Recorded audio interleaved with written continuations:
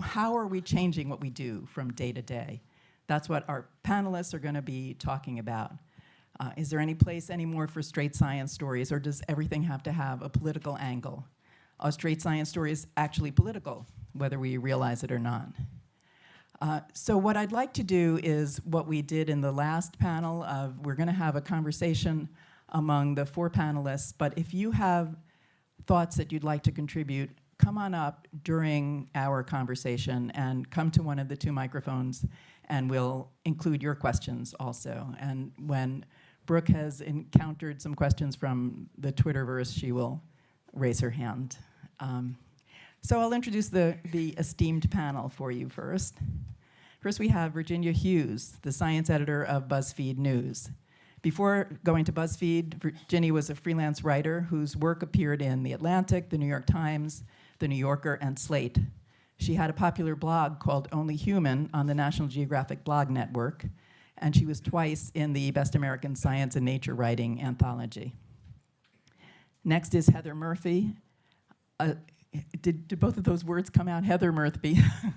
I couldn't hear it on my, who's a science reporter at the New York Times science section, after 2 years as digital deputy editor for the Science and Health desk. Before that, Heather worked in online journalism in various capacities and in several media at Slate, NPR, and The Washington Post. Next is Kendra Pierre-Louis, who's a staff writer at Popular Science, where she writes about science and the environment, and sometimes about food. She's the author of Greenwashed: Why We Can't Buy Our Way to a Green Planet. And her work has appeared in The Washington Post, Eon, Newsweek, Modern Farmer, and Slate. Last, we have David Sassoon, who's the founder and publisher of Inside Climate News, the nonpartisan, nonprofit, is this still working? Yeah. Okay, news organization that won the Pulitzer Prize for National Reporting in 2013. He's been a writer, editor, and publisher for 25 years, writing about topics in human rights, healthcare, education, and the environment. So thanks to all of you for being willing to come here and talk to us about some of your personal experiences in the last year or so of writing about science. And I guess my opening question, and I'd like Jenny to be the first one to talk about it because it overlaps actually with the birth of Jenny's baby, is how your job has changed since Donald Trump was elected. Yeah, so my daughter was born on November 14th, and my maternity leave was 18 weeks. So it was a very difficult time for me to be away from my team. I run the science desk at BuzzFeed News, and I have 6 reporters on my team, so it's pretty small and scrappy. And to say that Donald Trump's election changed what we do is true. It's like sort of true and sort of not true, right? So the first 3 months after he was elected, when I was gone, this is what I gathered from talking to my team and looking from afar. We're really tightly focused on the transition. A lot of policy stories, as you probably remember, every day, as I remember on maternity leave, you'd wake up, check Twitter, and see like what fresh news was happening that day. And it was crazy. It was like actually, not to be too like crass about it, it was kind of exciting if you're a news junkie, you know. There was a lot of changes, and it was hard to sort out what was normal. It'd been 8 years since we'd had a new administration, right? And 8 years ago, I wasn't, most people who are, especially younger journalists, had never reported on a change of administration before. So it was hard sorting out like what is normal in a transition versus what is not normal. What is a 5-alarm fire really versus like actually not that big of a deal. So it did change things, but then it also kind of didn't change things for us because we had always, our team had tried since the beginning of the desk to focus on stories that really intersect with politics and the real world and society, and we didn't do a ton of reporting on like straight science, quote unquote straight science. We didn't do a lot of reporting on studies or basic research. So this sort of like before the election of Donald Trump, we had covered like the measles outbreak or the Planned Parenthood undercover videos or, the Olympics. We'd try to find the huge news stories of the day and find science angles that were relevant. So this was like an extension of that. But I could talk more later about like how exactly we changed what we do, but that's sort of broadly what happened. Great. So for me, in terms of rethinking my beat, I'm in a new role. So I'll actually speak first a little more broadly to my role on the New York Times, just talking to different colleagues who are all sort of in this position. So about 6 months before Trump came into office, the New York Times decided it was going to create a new climate pod and a new health pod. And so just talking to some of my colleagues, as you can imagine, what those pods have become, what their jobs have become, has been quite different than when the New York Times originally decided that they were going to create those. So the Times had already decided they were going to focus on those areas, but just talking to some of my colleagues, obviously the pegs for the stories, the types of stories they were suddenly doing, for example, an environmental reporter on the climate pod who thought he was going to be covering solutions to climate change, who's suddenly now dealing with people who are in high levels saying climate change doesn't exist. So I think there's just the basic facts of how some of my colleagues have had to shift what they do. But I would also say that something I've observed for myself and for others in this moment who are science reporters, and I imagine there's some people in this audience who might be the science reporter, not like the CDC reporter or the environmental policy impact reporter, but the science reporter for an organization, that I think a lot of people I've been talking to, including myself, are going through this moment of questioning what kinds of science stories should I be doing if you can only have so much time in a day and a week. What kinds of stories? I was just talking to somebody last week, somebody who I really respect, a great reporter who's been working on this incredible story, this incredible narrative. We're all going to read it. We're all going to want to share it.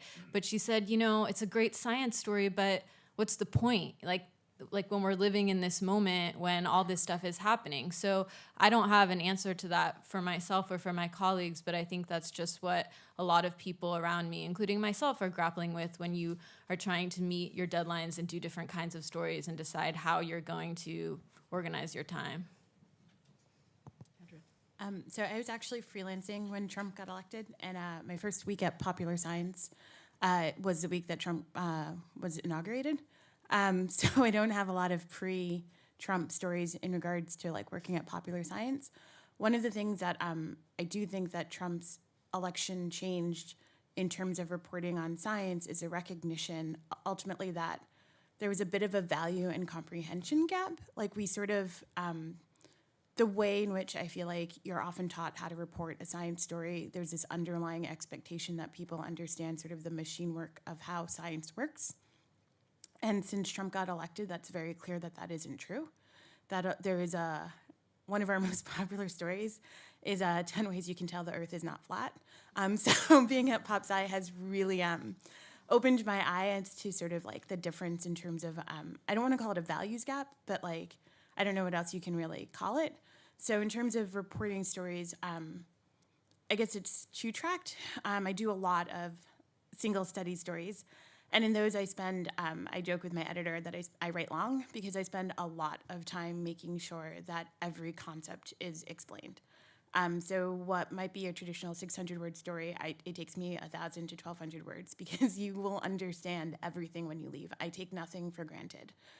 Sort of the other thing is that I do spend a lot of time sort of explaining why scientific institutions matter. So a story that I did that ended up going viral and ended up being really replicated because it was based on EPA photos that were Creative Commons was like, here's what America looked like before the EPA. You've probably seen some version of it. Yeah. Because what I realized is that a lot of people don't really remember what the United States was like before the Environmental Protection Agency. And so I did another story that was really, I think I blew the minds of one of our readers. It was something like, the EPA unit devoted to terrorism that you've never heard of, because there is an EPA unit devoted to terrorism. And so I guess it's kind of explainer journalism in the sense that I'm explaining sort of the science of why these institutions and organizations exist.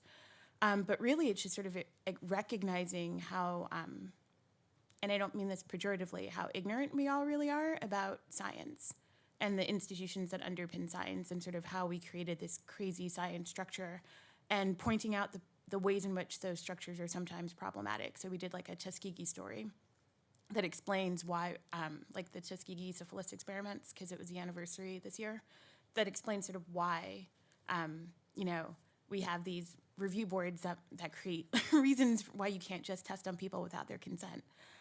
So that's sort of, I think, the biggest way in which the election has changed how I report. So the election changed things, and in other ways, not. Let me start with remembering what I.F. Stone teaches us, which is that all governments lie.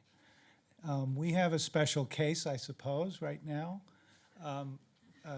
He's taken the practice to a new level, but our work as journalists, as defined in the preamble to the First Amendment, is to be a check on power and give citizens the confidence in their government as best we can. So that's what our job is. Our job is to check those with power, right?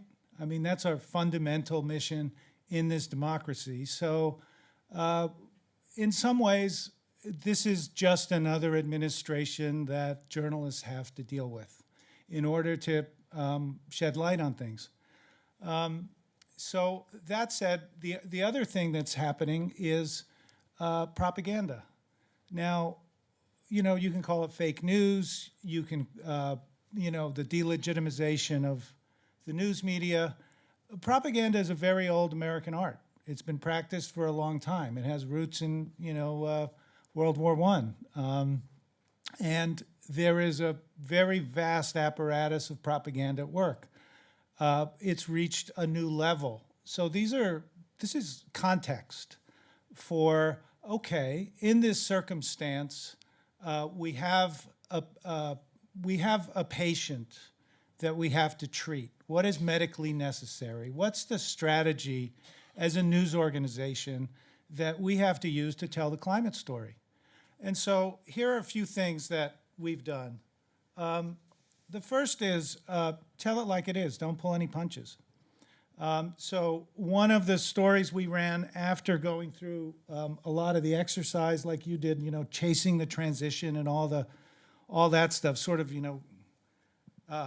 trying to sort through that. After the administration was in place, we did a piece called 5 Shades of Climate Denial, all on display in the Trump White House. We did another one on this story.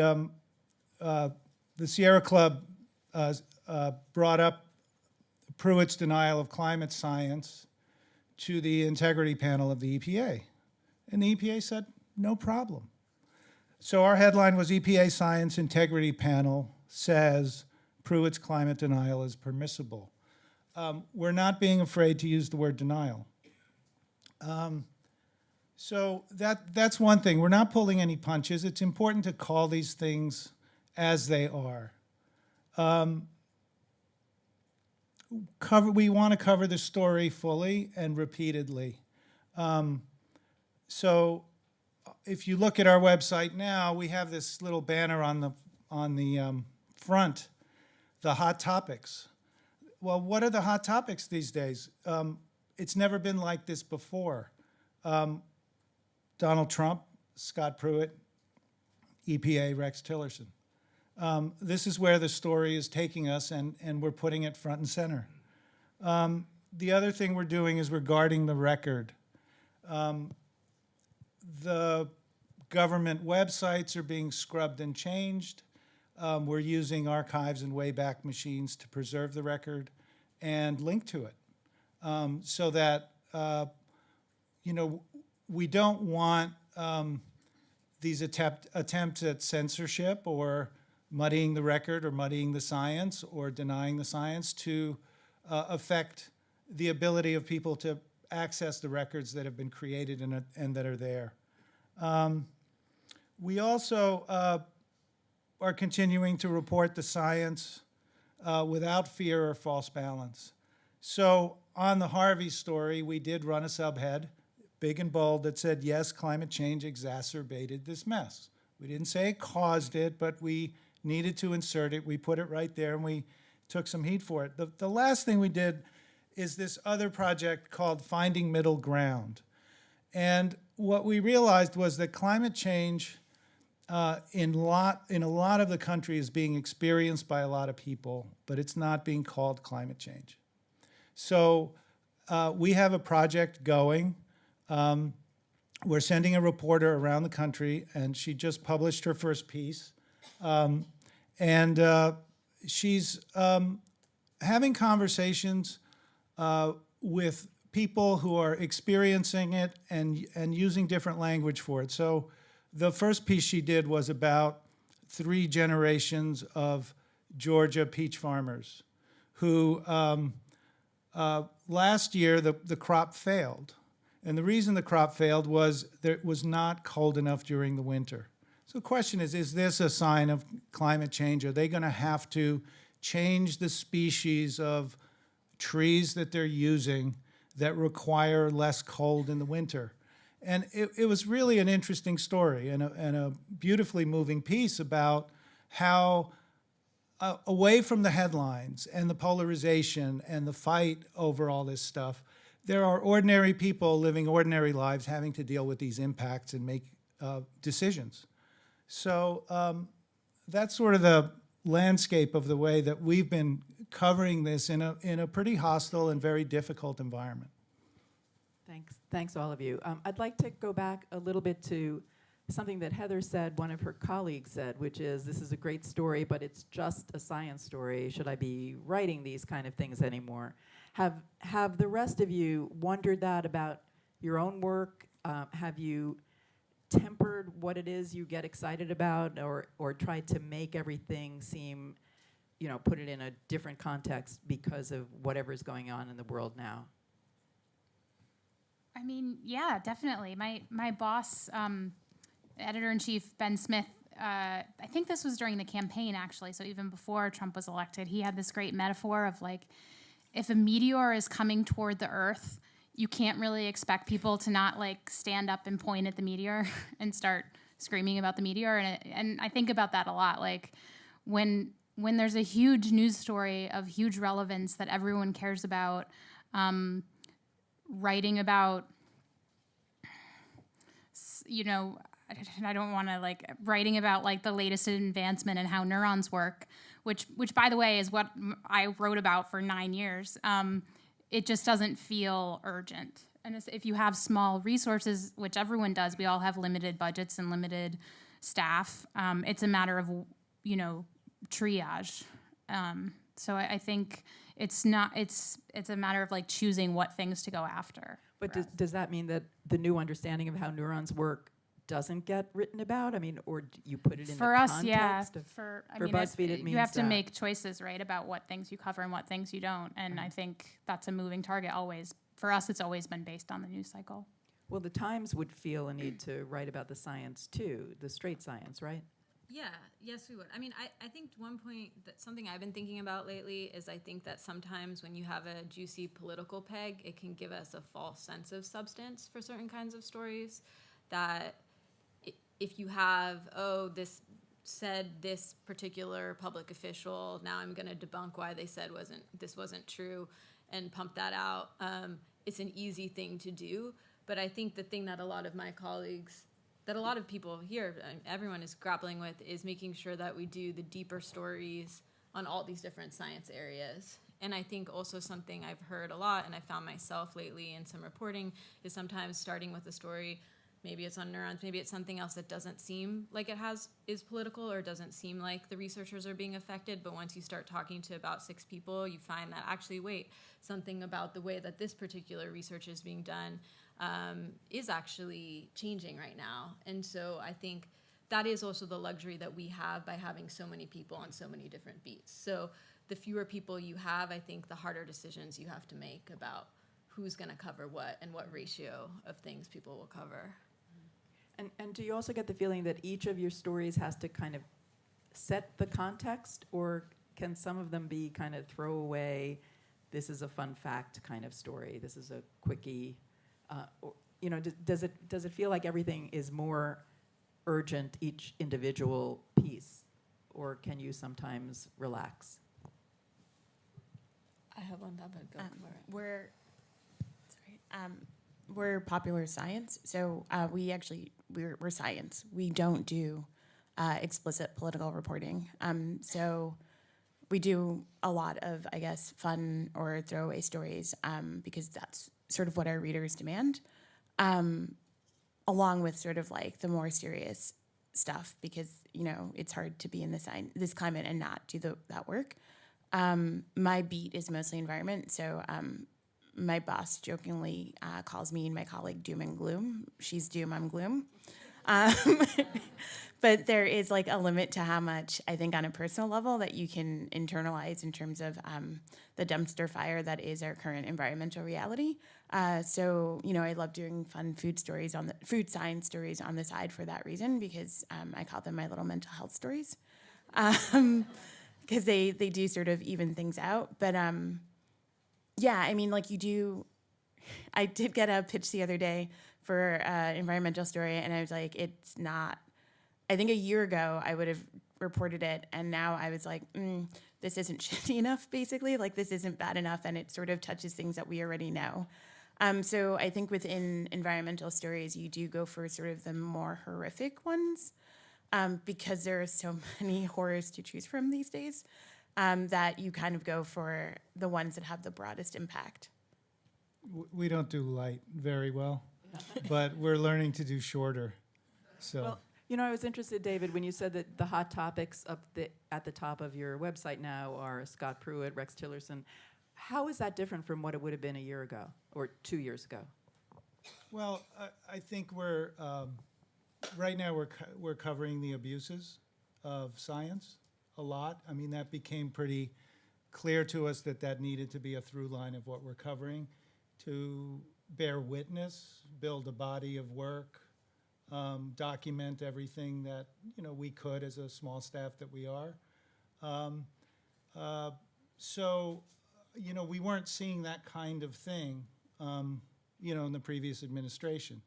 So when you have the denial of science and the denigration of journalism at the very top of our government, it becomes, you know, incumbent upon us to protect ourselves and protect the record.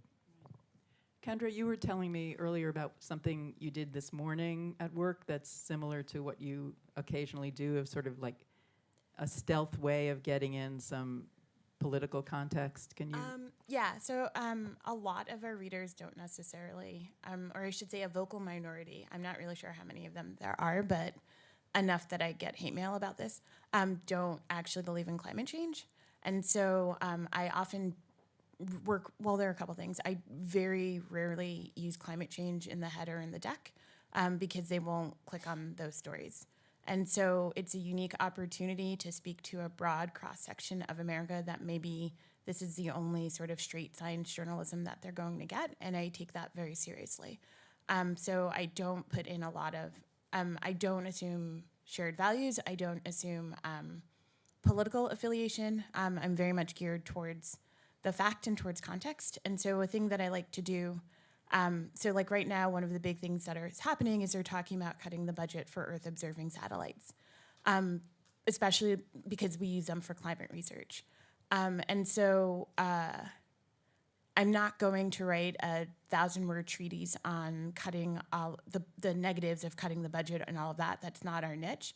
But what I did do, for example, after Larsen C broke off, remember that giant chunk in Antarctica, was I did a story about basically how was it that we were able to see this thing happen in real time. It's something we don't really think about, especially, we're just so used to, like, of course I'm going to go on the internet and see, like, an iceberg in Antarctica break off. Like, but it's crazy. Like, you all giggled because it's crazy.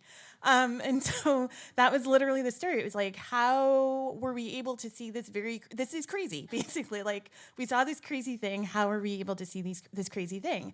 And so it was basically a detailed article about the satellites that allowed us to do the observation, the scientists who basically worked around the clock to be able to sort of render the data so that we could see it within a few hours of this thing breaking off. We, like, had pictures on Twitter Twitter, which is crazy. I think it's crazy. I think it's really cool. It's a really fascinating, like, straight science story, but it's also a way to mention, and by the way, some of these satellites are getting cut. These satellites that let us, like, do these things that you probably think are awesome. You know, like, NASA has so many beautiful, like, sometimes I do. So that's, like, another thing that I kind of do, which is also an easy lift when you're working on a longer piece, but you want to get something up on the web today. So, like, NASA Icebridge, do you know what that is? Anyone know what that is? Yes, one person in the back, yay! The guy who works for NASA. NASA Icebridge are these overland missions. They fly over the Arctic and the Antarctic that takes pictures of changes in the ice, sort of bridging the gap between these two satellite projects that NASA has going. And they have amazing, stunning photography. So I'll do something that's basically like a gallery of the 18 NASA images that are just pretty. It's candy on the one hand, but on the other hand, it's like inserting the idea that climate change is real. It's inserting sort of what NASA is doing. And it kind of commands respect for this agency that you don't want to see cut, which is why NASA's budget was selectively cut as opposed to sort of the sheer evisceration that, like, the EPA had, because of how beloved NASA is, right? Nobody wants to cancel space research. And so it's stuff like that that I try to do to sort of get people sort of the awe of science again, and critically thinking about sort of what their values actually are with the science, but, like, not being super explicit. I'm interested in what Kendra said about not taking anything for granted about shared values or shared perspectives with your readers. How about the rest of you? Do you have a sense of who your readers are or who you're writing to, and has that maybe changed in the last 9 months? We write in a bubble. We do. We accept the climate science, and we speak to a very particular audience. There aren't many people who wake up every day and want to read Inside Climate News the first thing in the morning. I think with our Finding Middle Ground project, we're trying to get out of our bubble, and I think the election has spurred a lot of people in journalism to look that way. We're not the only ones.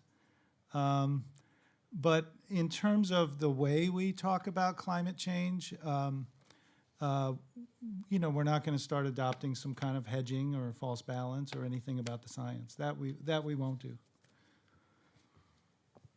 Jenny? So I've been at BuzzFeed for going on 3 years now, and the answer has changed since I started. I mean, we're still a very large and diverse and broad audience that tends to skew young and female. But increasingly, I think, especially as our politics team and our amazing investigations team has done more high-profile work, our reputation has grown beyond, or I hope it's grown beyond, you know, our amazing cat videos and other buzzy list.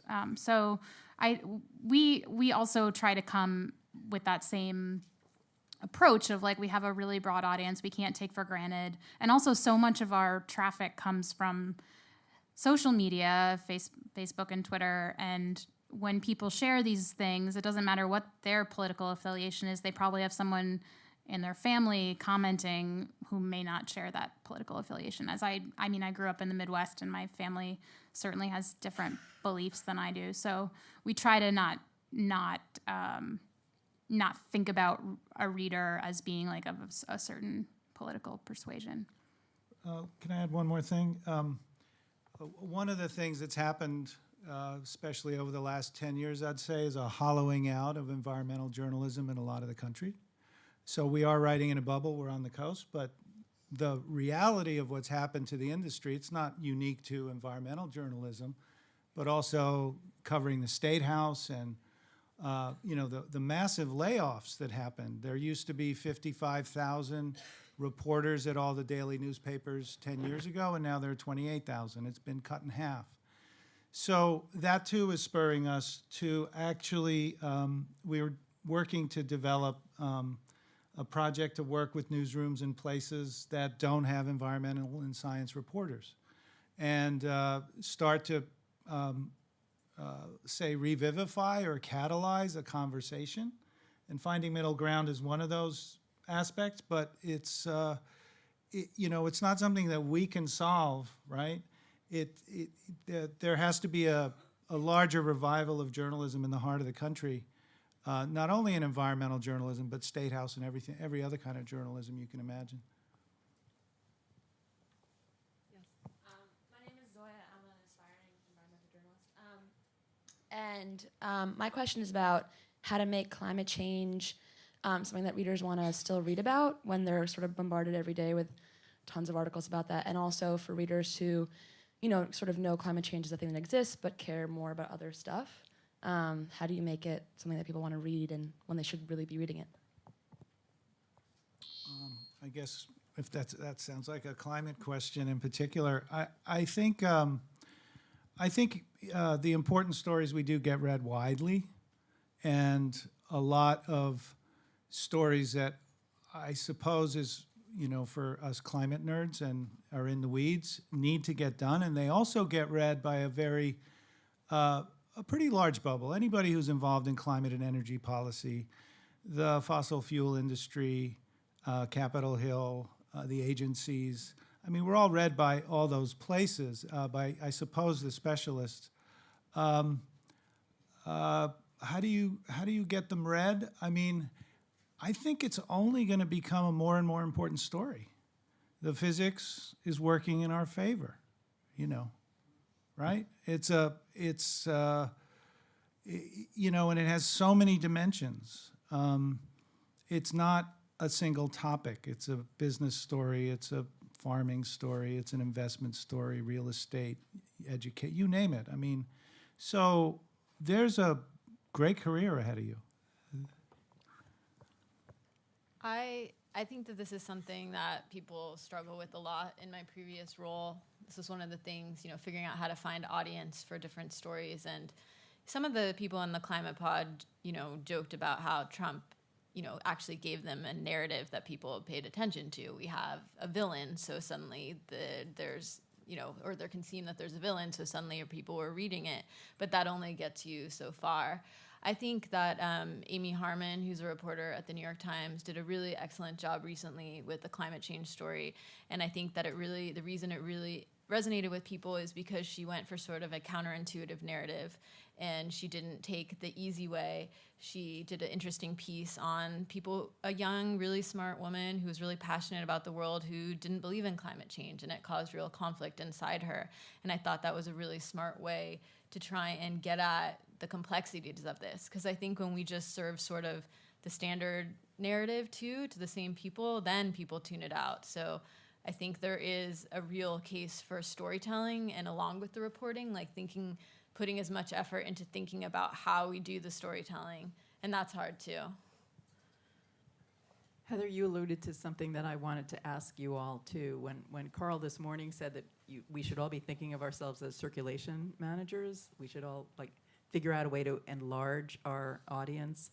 How is it that you are doing that? I guess that you, well, I don't know if you're in a position to anymore. Ginny is in a position to think about this. David maybe is, but you've given it up and decided it's a bubble. And No, we haven't, but go ahead. okay, but can you talk about that a little bit, about trying to get these important stories that you are proud of and realize are important read by as many people as possible? I think that I try to think of our job as not to convince people that climate change is real. That's not our job as journalists. I think our job is to report news and inform people of what people in power are doing and hold people in power accountable. And I think people read scoops. People read things they haven't heard before. People read things the news is not, as we can see with the New York Times subscriptions and Washington Post subscriptions in the last year, people want real news. So I think the best way for my team anyway to get people to read our stuff is to present new stories and information that people haven't heard before, and do our best. And then there's other small things you can you can game, you figure out like how to write a headline and what kind of thumbnails people click on. But that's sort of like fine tuning the numbers.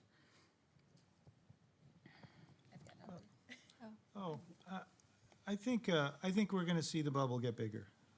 That's my point, and I think the polarization is going to dissipate. A lot of it may not even be about the science, right? It may be about values and what acceptance of science means for your values. I mean, there have been a lot of studies about that and how people believe what they do and why. So, but I think as the climate impacts accelerate, I think the bubble will pop. And so, you know, we're working every day, but we also have a long-term view of the role we can play, you know, in you know, there's going to be a need for this. One of the more explicitly political stories that I've worked on was about a conservative consortium that believes in climate change. And so the piece was basically about the fact that we often conflate and believes in climate change and wants to put forward sort of conservative solutions, market-based solutions to sort of fix the problem. And so the piece wasn't necessarily about like the market-based solutions that they put forward, but about that, about the psychology with which we often, when we hear climate change, we conflate the solutions, which are often very, I don't know, leftist. I don't know, that sounds like a horrible word. It sounds like I spend too much time on Twitter.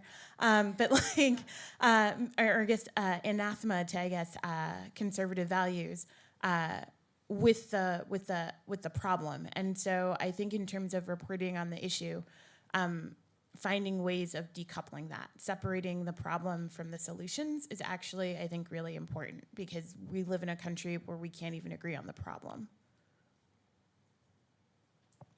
Brooke? Sorry, is this on? We have a question from Twitter for David. The question is there really a hollowing out in flyovers, or hasn't environmental journalism just shifted more to agricultural news?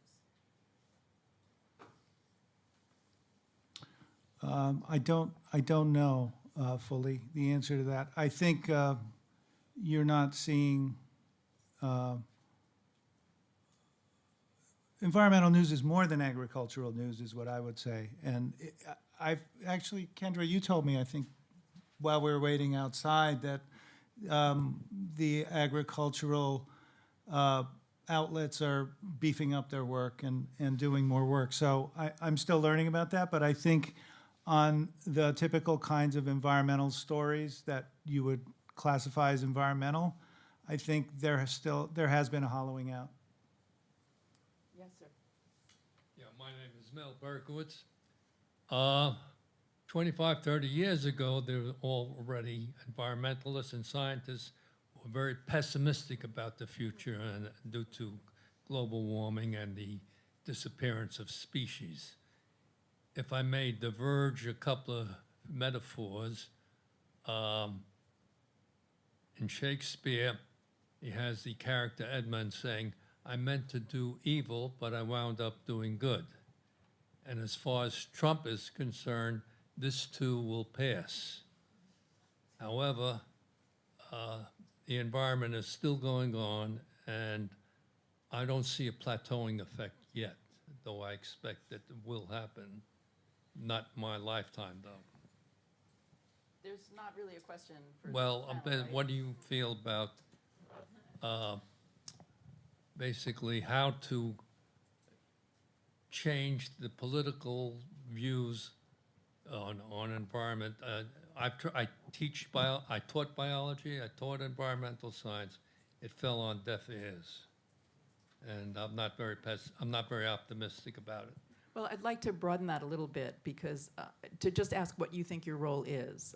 I mean, this has been sort of an ongoing question among science journalists. Are we science cheerleaders? Are we science watchdogs? Are we something in between? And maybe, I don't know if that has shifted or what you think you're supposed to do. Are you trying to educate your readers or inform your readers or sway your readers or what? Not just about environment, but about any of the topics you cover. Our journalists tend to fall into the accountability camp, They want to hold leaders accountable for solutions and for the problem of climate change. So whether it's government or industry or even activists, that's our flavor, right? That's our flavor of our news site, fundamentally.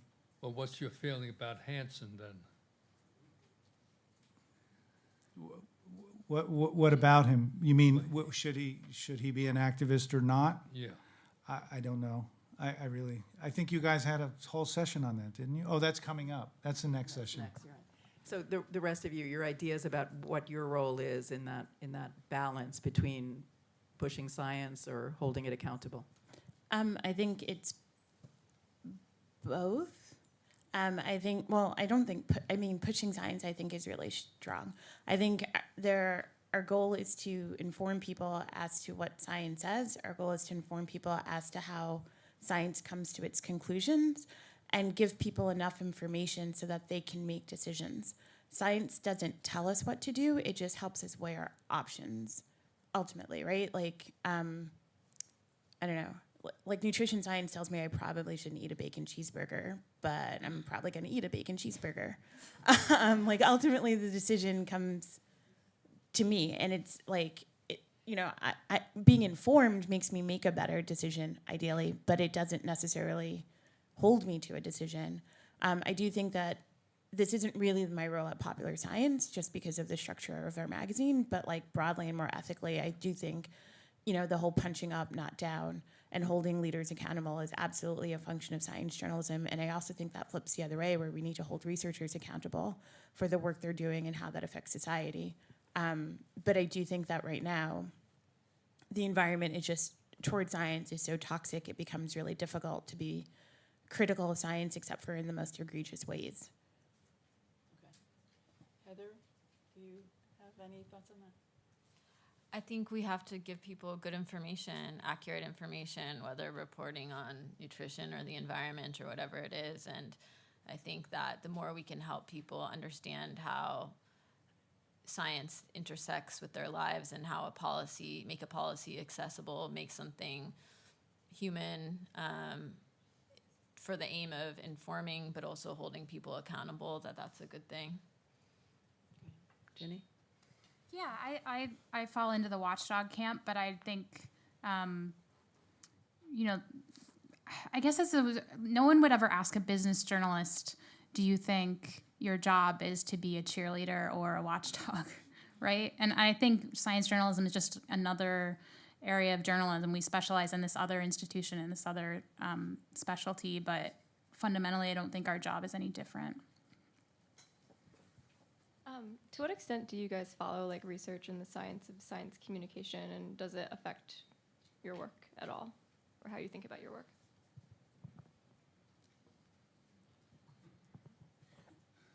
I don't follow it very closely. I mean, I've read what's Daniel Kahan's stuff at Yale, but beyond that, I don't follow it very closely.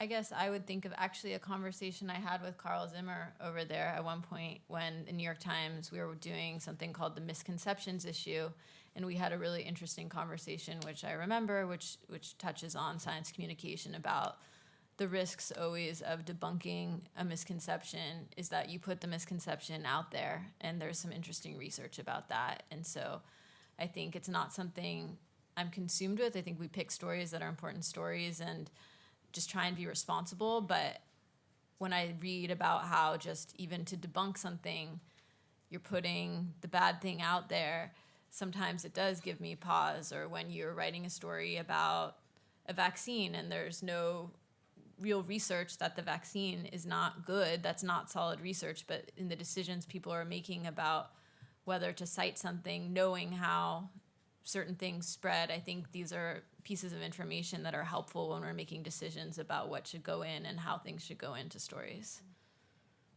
So you're saying you make a decision based on its Not based on possible that. effect? I just like to know. I think it's just good for us to know. I think just to be responsible journalists, it's good to know how information affects people. Yes. Hi, Chris Sunderick, PhD student. So it's always been important to me to recognize that science isn't an authoritative body. It's not truth with a capital T. It's a process by which we reduce uncertainty. But how do you think scientists and science writers like yourselves reconcile that with the need to stress very important issues that impact us very powerfully? So this comes to play the most in nutrition studies, I feel like. Or to answer your question, it usually depends on how likely someone is to act on the information that I am giving them. So pretty much every nutrition study that I write comes with this massive, I put in a disclaimer basically being like, you should not change your diet on the strength of one study. I think more broadly when we're talking about health and nutrition as opposed to environment, which I will get to, generally I put in as many disclaimers as humanly possible, like this was on mice and people aren't mice. This was in cells and you have lots of them.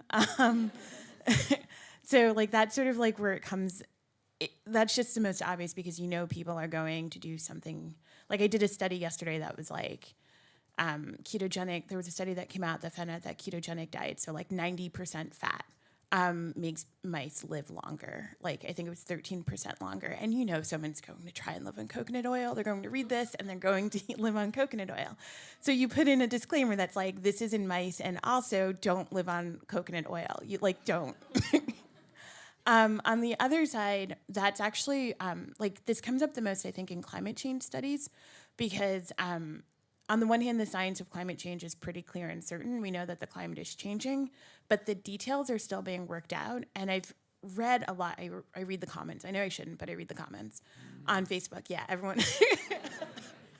And it comes up a lot with the use of like hedge words. So like I said, should or not should, like could or may to sort of transmit that uncertainty.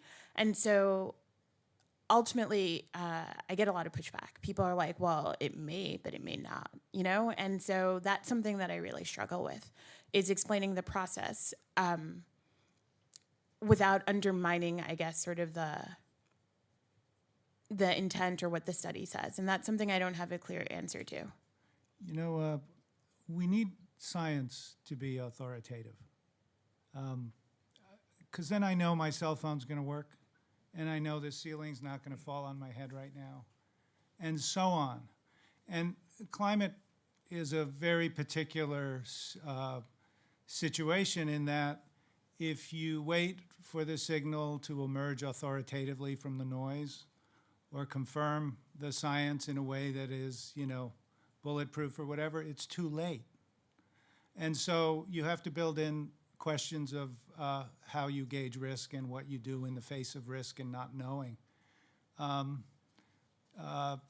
You know, we do that in medicine all the time, right? We take care of our cholesterol, right? No cheeseburgers, whatever.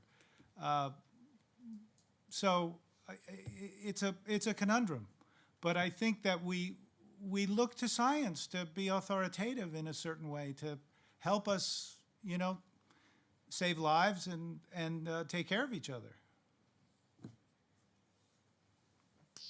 I was struck by something Virginia said, which I think is totally right. You know, so journalism is focused on the new and the novel, and that's what people want to read about, and that's what people click on, and that's what journalism as an industry provides. And yet, all day today, there has been this kind of low-level lament that people don't know anything. And that lack of information about very, very basic things like what is a cloud made of? Even if I asked people here, I'm sure we would get a very large range of wrong answers. Whose job is it to magically transmit new information that's been built up over the last 40 years, often way past the time when people were last in high school? Whose job is it to transmit information that's important about the world that doesn't happen to be new or novel? I think popular science. We do, I think, a mix of that, like hence the article. We have a column called Ask Us Anything, Ask Me Anything. And I think one of the answers we answer is like, why can't you see satellites from like space photos? Why can't you see? Do you know what I'm saying? I don't know if that makes sense. Like in pictures from, like in NASA pictures, why can't you see the Earth satellites? It's usually by people who don't believe the Earth is round and believe we've never gone to space. But like, so answer, like, but that's also just like, now that I've asked it, a lot of you are probably like, well, why can't you see the satellites? And it's generally because the cameras are too far away or the angles or whatever, like satellites are tiny. So we do that. We do sort of some of that basic science understanding or basic science reporting where it's like really simple things. I don't know though, like more broadly speaking, some of these things that you're saying can be answered with Google. And so I think the broader question, no, I'm not saying that to be really snarky. No. I'm just saying there's a broader question of sort of how have we created a society and a culture that is so incurious that you can't Google what are clouds made of. No. So society is not incurious. Society is full of people who are desperate to find out better information about things. But you know what? If you Google something, you Google climate change, you just get a swath of stuff that comes in at all different levels with no context, with no guide to anybody. Hey, how much time do you have? How much information do you have? And so the fact that you can Google something, and if you know what you're talking about, you can find the right place. Sure. Is totally useless for people who don't know. And that's the problem. It's the people that don't know, not the people that know who are in this room. But we also have, really quickly, we also have an article that is 10 ways that you can tell that climate change is real. So like we are doing some of that. I mean, we're only so big, and we do print. We still have a magazine. You should subscribe. I'm not blaming you. Yeah, like, I'm saying. If I thought it was your fault, we'd have to be a totally different conversation. I'm just saying that there are And what my broader point is that there are science magazines and science publications that are doing some of this work. Right. But the reality is that we're subject to the same market forces involving subscribers and dollars and advertising that sort of every publication is. And I was not at Popular Science like 15 or 20 years ago, but I would guess that our staff is much, much smaller than it was in the past, and that there's a limit to what we can do. And not just us as Popular Science, but I mean like the media in general, that there are only so many of us. Are you suggesting that it's a science writer's job? I mean, that somehow we should figure out how to give those basic bits of information in the articles that we're writing, even though the articles are about news? I mean, we should back up a little bit. It seems to me that you can't lament the fact that nobody knows anything with the fact that you're the people who are producing information that most people are looking at. Can I just clarify or working on like TV shows. Said? Nobody reads encyclopedias anymore. I think that there is a role for us to inform the public about new science. What I said is it's not our job to convince people that climate change is real, which I think is, it's all about resources and triaging, like I said before. Like, we could spend all of our time explaining new climate science papers to the public, but what stories would not get written if we did that? I'm not even criticizing your choice of stories. Yeah. I mean, but the fact of the matter I would say parents, teachers, citizens, neighbors, scientists, like all of us, anyone who cares about science. Right, but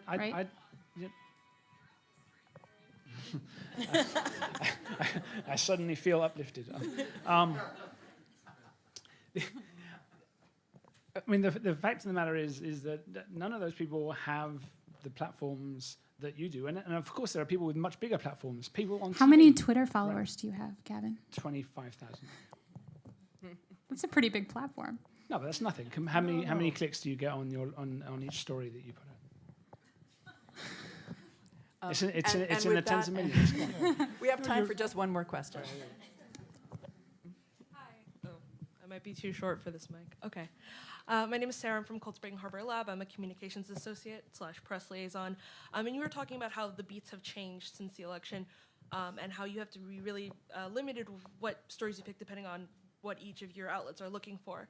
So besides your beat changing, how has this new climate changed how you look at pitches that come into your inbox every day? Has it? I mean, maybe it hasn't. I mean, since we were never reporting very much on basic research, very few of our stories came from pitch, like PIO pitches. So it hasn't changed it very much. I'm not currently reviewing the pitches. I don't know. I mean, just because just because of the weird timing of becoming a staff writer versus a freelancer. So as a freelancer, I didn't take pitches really, and now as a staff writer, I do, but I don't know. I don't have any pre-election to compare it to. Yeah, I mean,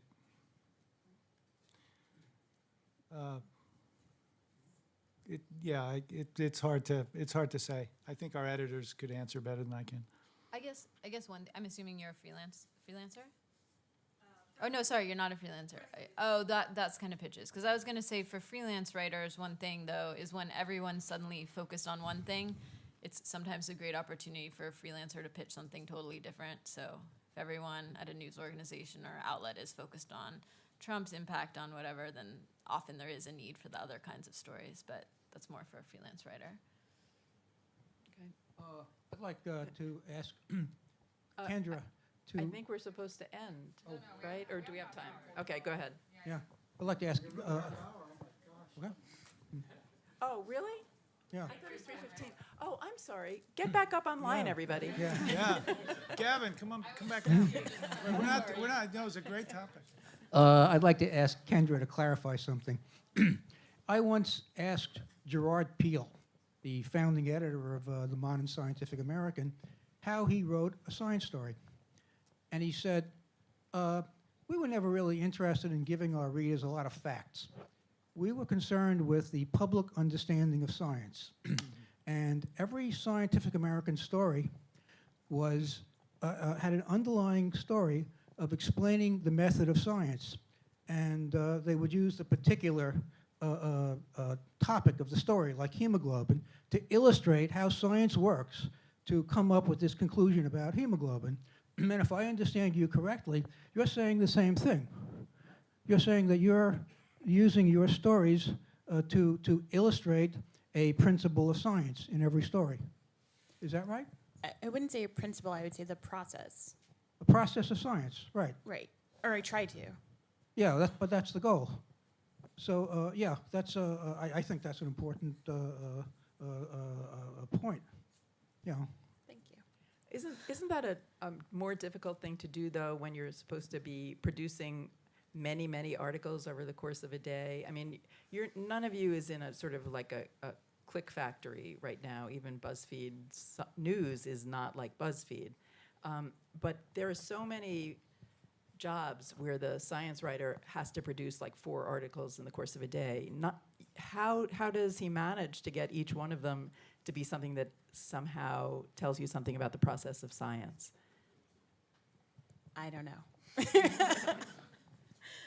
So you all have enough time to sort of spend some time with these articles and make sure that they're comprehensive and have context and are really teaching something besides just reporting the latest study? I guess it depends on what you mean by comprehensive, but yeah, I'd say we try. I think on average it's a story to a story and a half a day, depending, a little bit shorter, a little bit more when it's like something like the NASA gallery, a little bit less when it's when I'm working on something longer. But yeah, I think that's where knowing your beat comes in handy. So oftentimes it doesn't take that much effort. I think as reporters, we have a lot of information in our head, and we often forget that that information is in our head. So I think it takes less time than you actually think to provide that context. You just have to remember that people don't live in your head. Go ahead. Hi, my name's Ed. I'm an early career journalist. I guess one of the questions I had sort of revolves around legacy media. You know, the New York Times climate team is fantastic. But, you know, repeatedly over the last year, you would see a great climate story, and then you would see a columnist basically spend, 20 minutes basically sprinkling doubt into whatever climate change narrative is going on. And, you know, it's not just obviously this year, it's, for decades, throughout many newspapers, there have been columnists and people paid to promote opinions about climate change, about environmental issues, smoking. And newspapers are, paying these people, and their voices are being heard, I think, much more often than any specific science writer would be. How can the public have confidence in a newspaper when they are more often than not hearing these sort of opinions as opposed to the obviously the hard dedicated work of a science team? So you want me to go into the head of the person who hired Well, not necessarily Brett Stevens, but this has been going on for a really long time. People have been paid to defend. So I don't speak for the New York Times overall, just for myself, but there was an interesting column by Jack Schaefer. I don't know if anyone else saw this over the weekend about the New York Times opinion section. And he was going through his own bit of a crisis about the opinion section for similar reasons. And it made some interesting points about the point of public discourse in a newspaper opinion section. So, but yeah, I don't feel like I can answer for the broader specifics, but I guess what was the very I guess specific it's question? I guess sort of like just as a journalist, it doesn't feel as though or people that are sort of fighting to be noticed have that much power in the actual media world, considering that the people that get paid to promote these contrarian opinions, get paid much more money and are given much more space to sort of promote these things, these opinions. I honestly, this has been going on for decades. People are paid to sort of be the I guess the conservative talking point about less regulations or climate denial, and obviously things are changing now. But Brett Stevens gets paid six figures to be a columnist, to spend every other week basically debunking or trying to make climate change not a respectable. Well, maybe debate. we can broaden the question a little bit to the issue of opinion versus articles and what the line is and whether you feel the line has been shifting or how you maintain the line at your own publications. BuzzFeed News just launched a new opinion section about a month ago, I think. It's an interesting question. I wonder, and I guess this is probably an empirical question, how many people read that Brett Stevens piece and were suddenly convinced to deny climate change, and how much of it is just feedback loops in the filter bubbles and it just red meat to that segment already. I'm not totally convinced that we could just have another discussion about whether that was a good, ideally opinion pieces shouldn't have errors and outright lies in them or false facts or non-facts. But I do wonder what the actual impact of that particular piece was, if it was anything. Sure. I mean, does it matter? Would it matter if newspapers were paying people to write about homeopathy or vaccine denial? At what point do science journalists have an obligation to sort of speak out against that sort of? There were a lot of people speaking out Sure. against it, right? I mean, you're touching on it. We don't do opinion. Sure.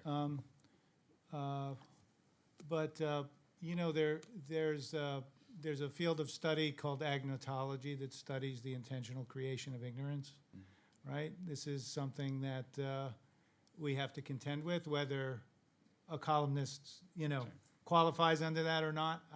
I'm not saying that, but I'm just saying there is so many forces afoot, and it goes back, Gavin, to what you were bringing up, is how do we know what we know? Where does our knowledge come from, and what are the validators? And so what are the institutions that teach us what we know? We have a role as educators in the media, but we're just one piece of a far larger puzzle. And one of the great educators in this country are the corporations, right? They have a lot of power. They spend a lot of money. They shape opinion. They make us want things. And the behavior of corporations is driven largely by their profit motive. And, in the climate arena, we see that very clearly. The fossil fuel interests are, promoting forms of doubt and denialism. It's been very well documented. It's a really complicated question you're asking. And it's very frustrating, right? Mm-hmm. When you're trying to stick to the facts and you're not doing opinion to see the cacophony. We have a question from the live stream from Nadia Ortelt from Massive Science. So if changing beats are dictated by politics, market forces, and clicks, how does science journalism ensure objectivity of breadth of coverage? Can you read that again? Yeah, sorry. If changing beats are dictated by politics, market forces, and clicks, how does science journalism ensure objectivity of breadth of coverage? This is maybe an unpopular opinion, but I think that objectivity doesn't actually exist and that it's always shaped by something, whether it's broader public perception or just whatever. Like, I mean, I understand the whole point of like objective media and that's been put forward since like the 1960s in the American press. I just don't think, I think we all have biases. I think science has biases. And I think in this case, yeah, I just don't think that objective media exists. No, I mean the idea, like sorry, there's a very strong strain in modern journalism of the objective press that very much arose in the 1960s and 70s in the United States. When you compare it to someplace like, when you compare it to someplace like the United Kingdom, where presses say we have a perspective and we have an opinion, and this is like the Guardian would never really exist in the United States. I mean, it does because there's Guardian USA, but the idea that media has a slant is very much anathema to the United States, which is why Fox says that it's fair and balanced. We have this idea that we have an objective press, and that I don't believe is true. Well, how about if the question was more, because what the question is getting at is, in this sort of very hot media environment, how do you maintain, let's say, fairness and balance, and not balance, fairness and, what did they say, breadth of coverage? Yeah, rather than just catering to what you think your readers want and will click on, how do you give them something that's broader than that? Forget about the objective question, because that is a very hot button word.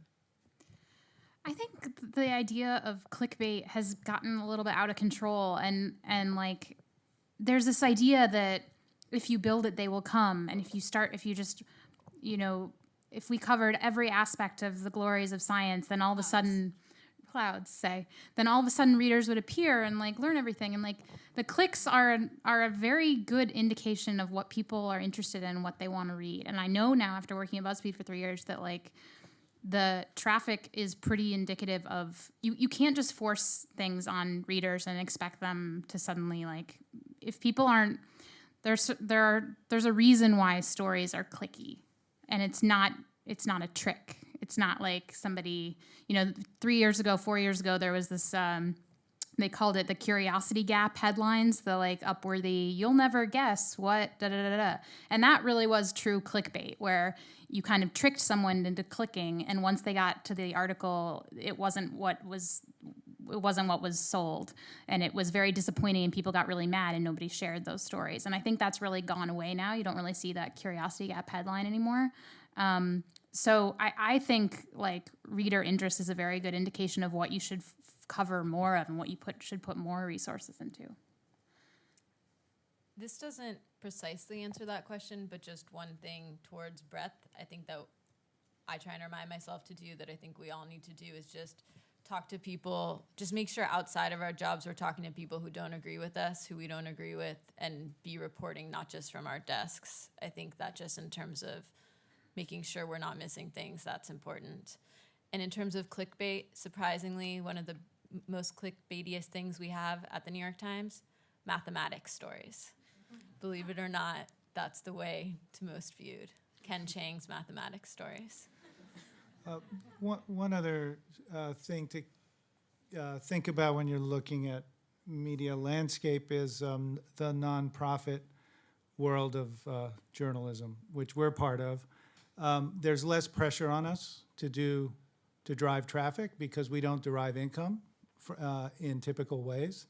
And in some ways, it gives us a lot of independence. And that particular part of the ecosystem is growing, and it has a very big influence on American journalism. So what happens when your business model does not rely on advertising or on a lot of traffic? How does that free you? How does it not free you? Does it compromise you in other ways, et cetera? But it's we don't really have to do clickbaity things ever. Traffic is not a measure of our impact. If we rephrased it, instead of calling it clickbait, if we called it the things that are popular versus the things that are going to be less popular, does that change your decisions about what to write about it all or how to cover it? I mean, I would say our editors are driven by what's important, what's significant. And also, I mean, it's, 24/7 climate change, so they really know the field very well. They've been doing it for so long. So they can spot things and pursue things. Even if it's not going to be popular, we will do stories that are important. The other thing to remember is we are also legacy media, so we have magazines, like people buy them. And so I think that is a different calculus because you don't know what people are, you don't know what in the magazine people are reading. I think in terms of, whether or not people are resubscribing, and so you know whether or not they like your overall product, but you don't know from a given issue whether or not they like it. Newsstand sales factor in, but all that really tells you is whether or not they liked your cover. So that's like a different calculus. Go ahead. So as a scientist, I feel like there's a lot of people trying to grapple with how we can help in a lot of ways, and I think they're trying to push scientists being better communicators. I know we are trying to do advocacy work, or like I teach or mentor. But in terms of journalism, is there something that you guys, as science journalists who have to work with scientists, wish that we could do better, or that we can help with, or something you just wish was more available to you guys? I've got something.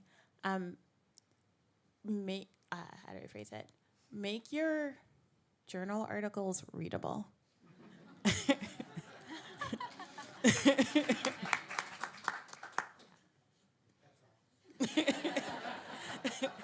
And I guess as a second, it's especially when you're reporting on something, I guess that's a little bit more contentious in the press.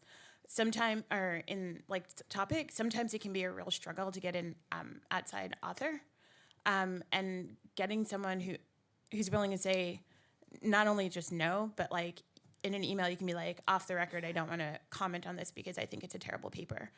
Even like off the record means I can't report on it, but telling me that it's a terrible paper is a useful piece of information that I don't then have to waste my time reaching out to 20 other authors who are also judging my emails because they also think it's a terrible paper. So yeah, that's the other sort of thing. How do you know that? What?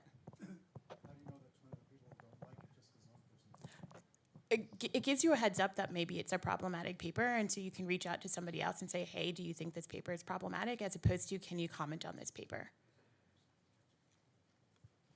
I would say, like in the last panel, Matt said FOIA officers are people too, journalists are people too, and I think a lot of our most important information gathering that happens, or a lot of it, is off the record. And like I would say, one thing scientists don't realize is that off the record really does mean off the record, and having a drink or going to lunch or just having an off the record phone chat with a journalist can be really, really helpful to us.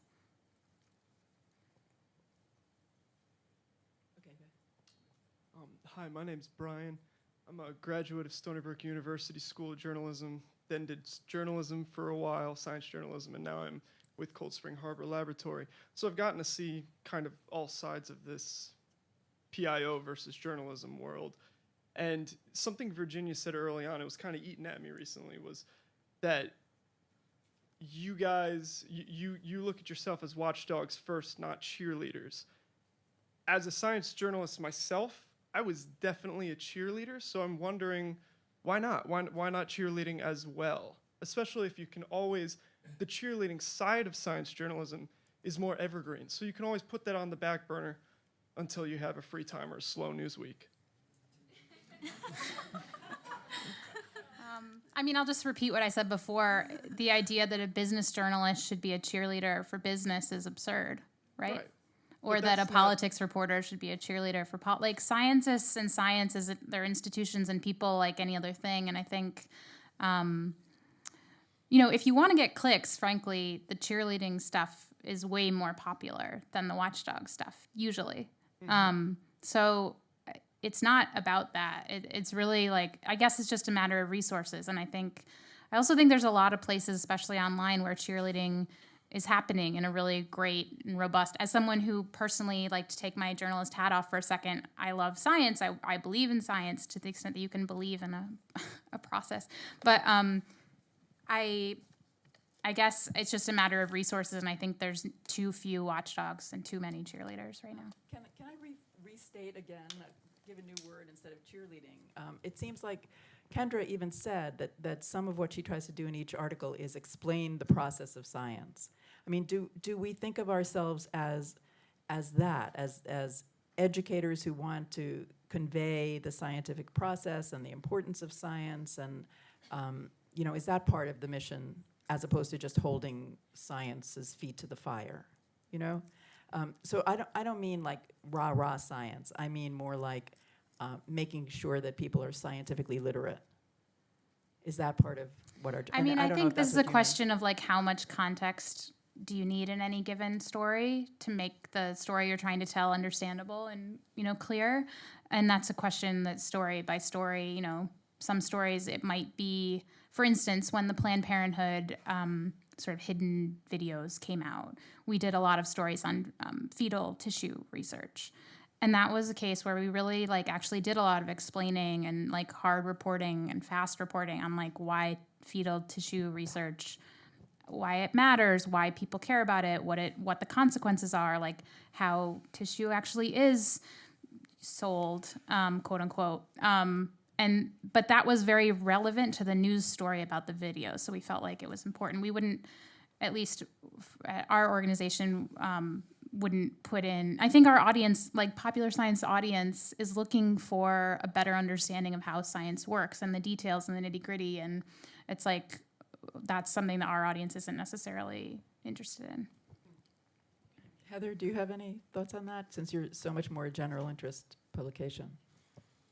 I think it's a valuable service to help people understand science and represent science about things that they interact with in their daily lives as well, just so they don't end up on Goop, you know, buying whatever they're gonna buy, and so that they have some other kinds of information about the goods that may affect their health or may affect their daily lives. So that's different than maybe specifically that, but I think even in sometimes what might superficially seem like lighter stories, the more we can bring people into what's a smart, accurate way of thinking about the science in that story, the better.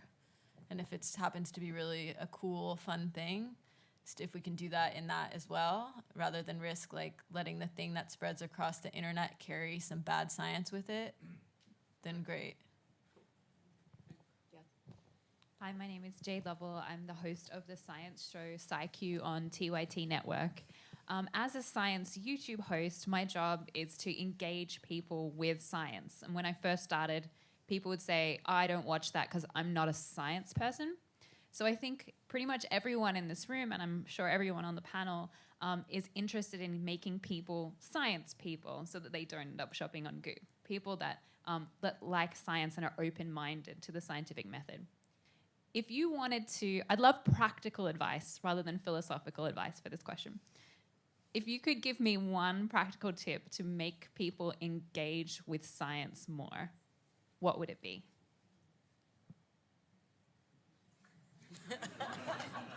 Tell a good story. Make it relevant to their lives. Yeah, I can't beat that. It's storytelling. I mean, it's a good story. Say something new or report something new. I'd love Robin's advice too. I wasn't even thinking. I was waiting for... but I probably think also make it human and make it a good story. Thank you all so much.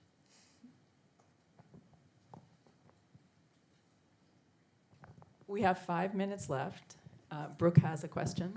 This is another question from, I think, the live stream from Devang Mehta.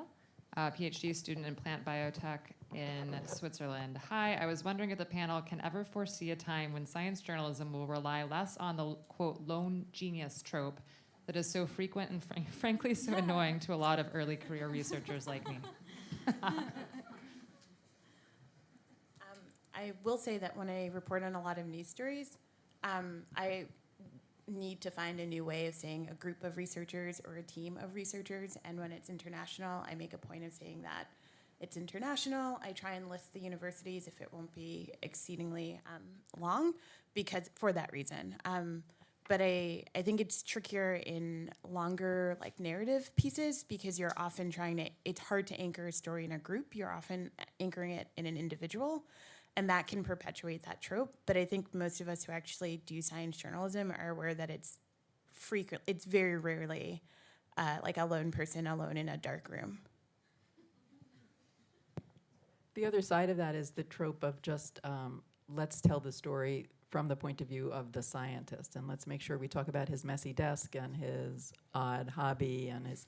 I don't know if you guys have any ways around that too, which is a very tired way of looking at science narrative. Yeah, I'm just trying to think of examples. I don't think we've done any stories where like the central character was a scientist, just because a lot of other people do it and because it's been done a lot. And I think what Robin's saying is absolutely right. Like, it's much more interesting. There's more tension and there's usually more interest, I think, if you look at how the science is affecting people or, you know, the vulnerable people at the center of whatever the research or the issue is. I mean, just don't do it. That's how to avoid it, just to like not do it. And there are too many stories now about scientists who are being intimidated and not being allowed to do science. I mean, there are a lot of those stories.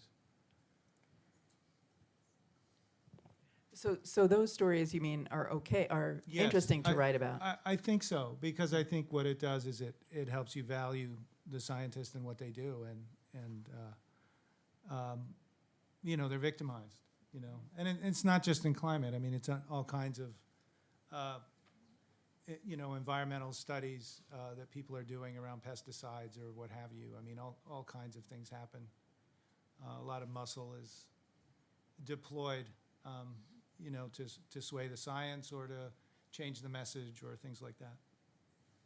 Do we also risk, though, if we're following some of those bits of advice we just gave about, you know, tell a good story, make it personal, do we risk sort of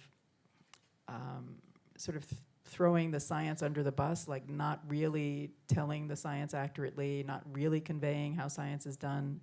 You know, just using it for some other purpose and maybe misleading people into what it means to be a scientist and what science can and can't teach us? I think it depends on the story that you're trying to tell, right? Like, if you're trying to tell, I did a story on, like in the Himalayas, the climate change is sort of shifting the monsoon rains. So it's causing areas that got like 3 inches of rain to suddenly get like a foot a night. Every so often. And so I did a story about this that happened in this community 7 years ago. And I found a couple who was actually, the wife was pregnant when this happened, and they had to evacuate their house at midnight. And I do think, I mean, we worked really hard and it went through multiple rounds of fact checking. So I'm confident that the science was correct. But in a story like this, the process by which this is happening, sort of like the climate change process, is secondary to sort of like the fact that these people's lives are being completely upended. And so the details by which the scientists figure this out is, I think, secondary to sort of the larger narrative of what's happening to these people and this community. But I guess there are other pieces. Like, I think the New Yorker did one on like Charles Spence and the texture of foods, where he's sort of like this mad hatter of food. And that's clearly the story that they're trying to tell, which is about this man and how he's sort of expanding this new field of scientific food science research. And so I think it really depends. I think now we have time for one more, right? Okay, last question.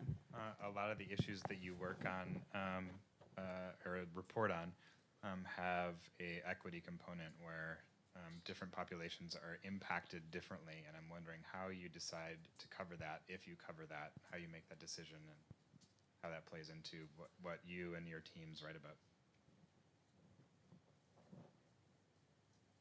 We do. The phrase we use to talk about that in our field is environmental justice, or environmental injustice. And we are looking at that, and we have done quite a number of stories in that arena. And I think you see a lot more of that surfacing out of Houston, people who were impacted, and the fence line communities that were there. It's a huge arena, and equity is actually central to the story. And I don't think anybody has covered it sufficiently.